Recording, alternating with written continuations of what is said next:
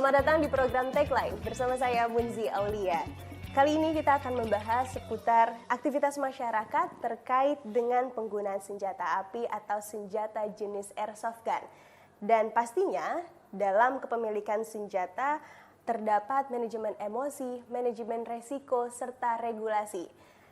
Yang akan kita bahas dalam temu bincang pada kali ini bersama dengan Irjen Pol Purnawirawan Dr. Handoyo Zulkarnain Adinegara SH ya Pak. Selamat malam Pak Jenderal. Selamat malam, Assalamualaikum warahmatullahi wabarakatuh Mbak Munzi. Waalaikumsalam warahmatullahi Terima kasih. wabarakatuh. Saya Irjen Pol Purnawirawan Zulkarnain Adinegara.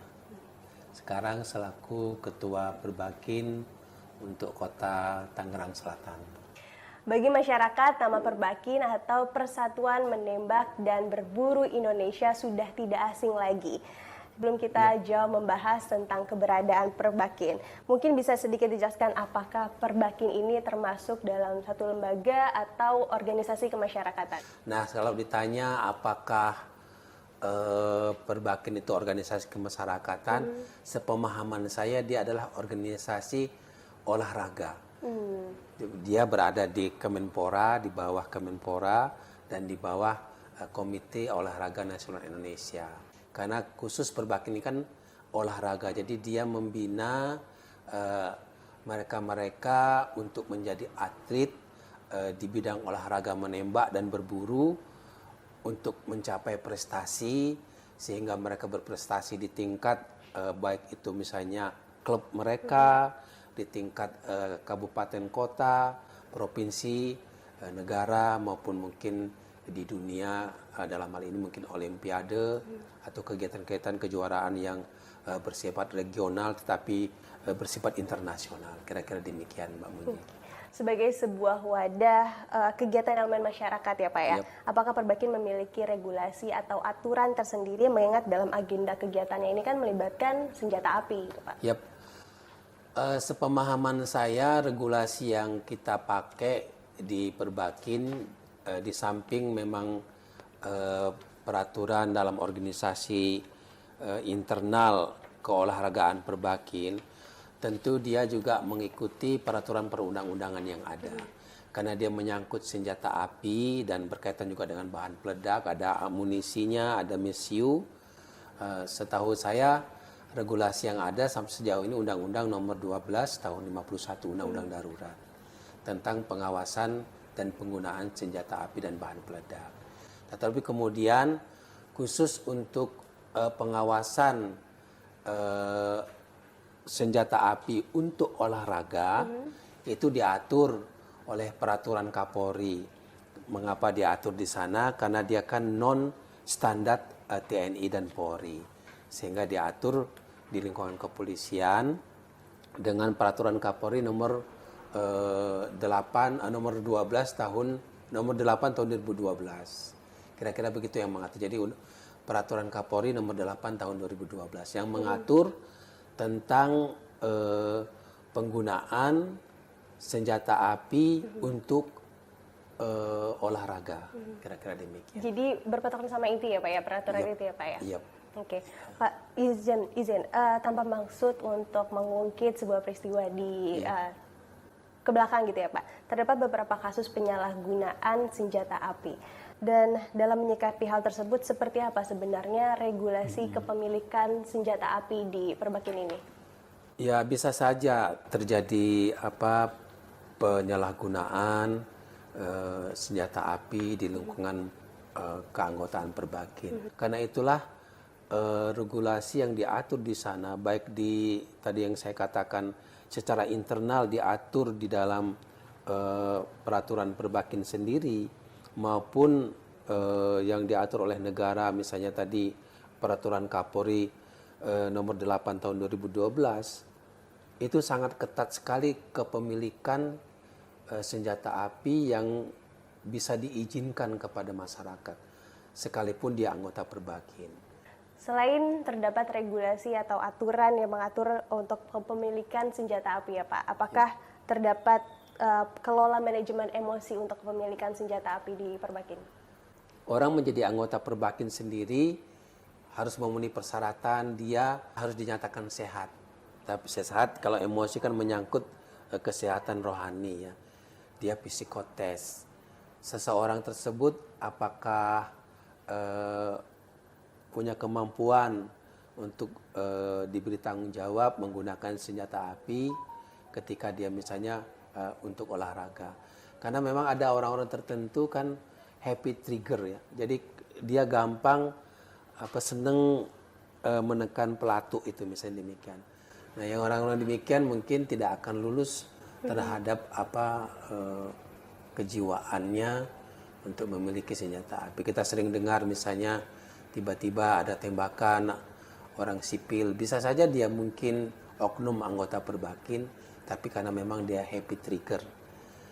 Karena memang biasanya orang yang mau pegang senjata api, saya dulu misalnya polisi, jangankan masyarakat umum, kadang-kadang dia merasa wah bangga gue punya senjata nih. Nah, rasa kebanggaan itu ya Pak ya? Maka kata orang kadang-kadang saking bangganya senjatanya dimasukin di baju dilihat-liatin gitu kan. Intel Melayu katanya. Kalau Bapak sendiri waktu itu bagaimana Pak untuk mengontrol emosinya? Kalau saya pribadi ya, waktu misalnya anggota polisi, saya kan selalu pasti dilengkapi dengan senjata api.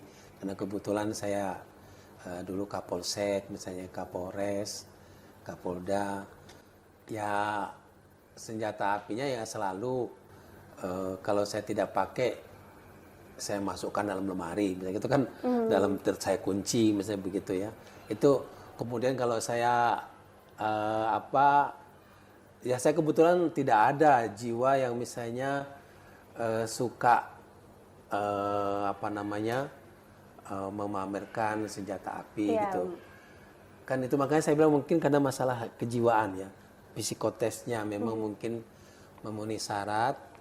Nah, saya lebih suka menggunakan senjata api itu di lapangan tembak. Karena itu saya selalu rutin latihan. Itu salah satu kalau ditanya manajemen emosi pribadi saya. Kira-kira begitu ya. Kalau yang terkait tadi kan Bapak sempat menyebutkan tes kejiwaan ya Pak ya. Yep. Tes itu secara berkala atau ada masa berlakunya atau bagaimana? Kalau di Perbakin sepemahaman saya kan keanggotaannya itu berlaku 2 tahun. Bisa diperpanjang. Nah, sesuai dengan regulasinya tentu saja ketika memperpanjang harus juga dievaluasi psikotesnya. Bagaimana hasil tes psikologinya. Kalau dulu di lingkungan saya karena kepolisian ya memang rutin. Setiap kita megang senjata dites, dievaluasi oleh Biro Psikologi. Karena mereka punya organisasi yang lengkap, ada Biro Psikologi. Jangan sampai seorang menggunakan senjata api itu ya dia menyalahgunakan. Ya itu tadi saya katakan happy trigger tadi. Nah kalau di Perbakin sepemahaman saya karena keanggotaannya itu 2 tahun, ya mestinya setiap 2 tahun ketika perpanjangan kita dicek bagaimana perkembangan kejiwaan kita. Kalau dia selama ini misalnya dalam perilaku dia setiap dia melakukan pelatihan, mengikuti kejuaraan, tidak ada masalah-masalah di arena dia betul-betul. Nah tadi dipertanyakan juga manajemen risiko. Mengontrol artinya ya, apa ya? mengontrol. Jadi di Perbakin itu sangat ketat. Kita di lapangan tembak itu senjata itu harus ada di sarung pinggang kita. Tidak boleh dan harus terkunci. Kalau kita misalnya mau mengisi peluru pun kita harus ada safety area. Di situ baru kita keluarkan, magasennya dan sebagainya. Itu salah satu yang dilatihkan memang kepada atlet disiplin itu. Kalau misalnya dia ikut dalam arena perlombaan, tiba-tiba dia nenteng senjata, itu oleh juri penilai bisa dicoret.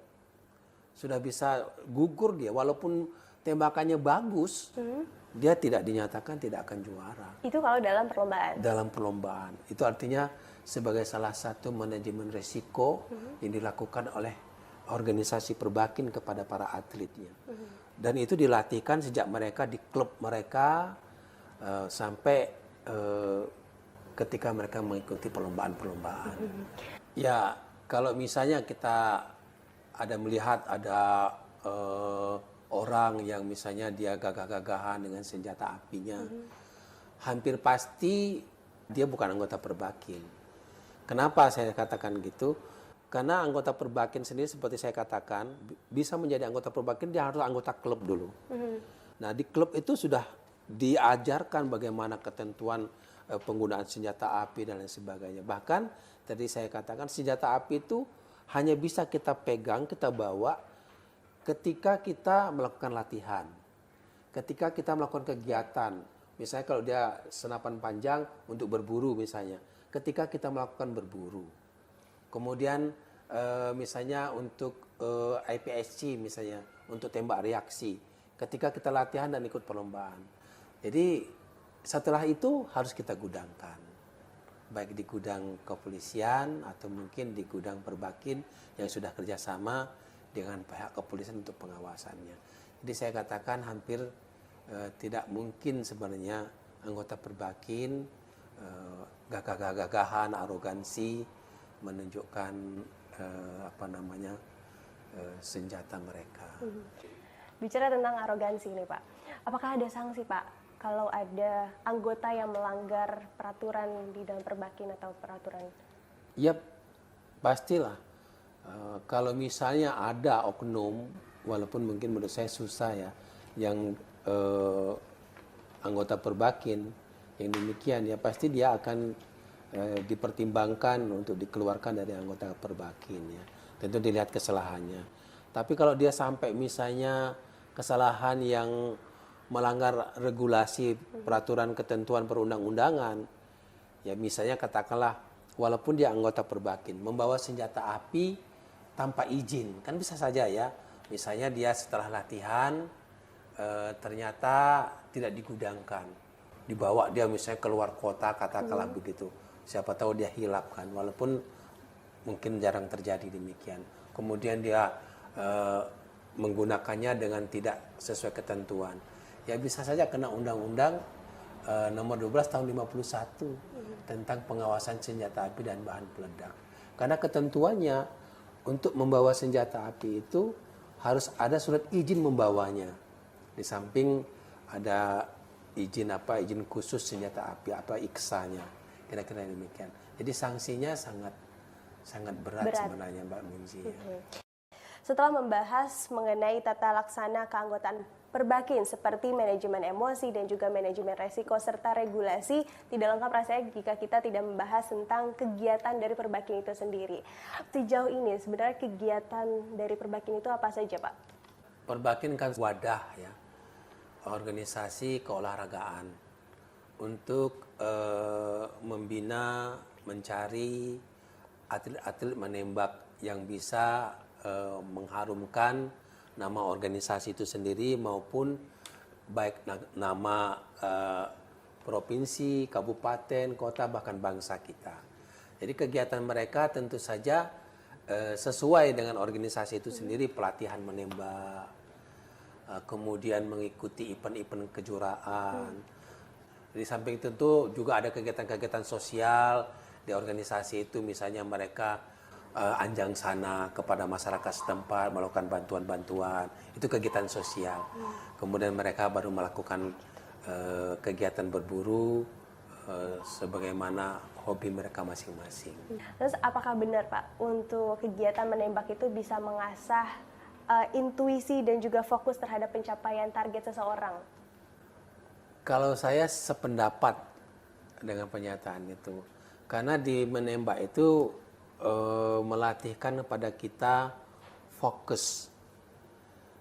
Di sana akan dilatih bagaimana tentang disiplin diri, dilatih pada fokus.